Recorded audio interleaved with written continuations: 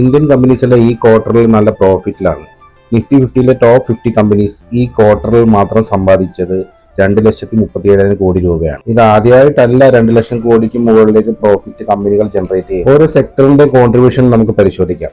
ഏറ്റവും കൂടുതൽ പ്രോഫിറ്റ് വരുന്ന ബാങ്കുകളാണ്. 26% ബാങ്കുകളുടെ കോൺട്രിബ്യൂഷൻ. 12% IT കമ്പനീസ് തരുമ്പോൾ ക്രൂഡ് ഓയിൽ 11% ആണ് തരുന്നത്. FMCG കമ്പനികൾ 10% തരുമ്പോൾ ഓട്ടോമൊബൈൽ സെക്ടറിന്റെ കോൺട്രിബ്യൂഷൻ 8% ആണ്.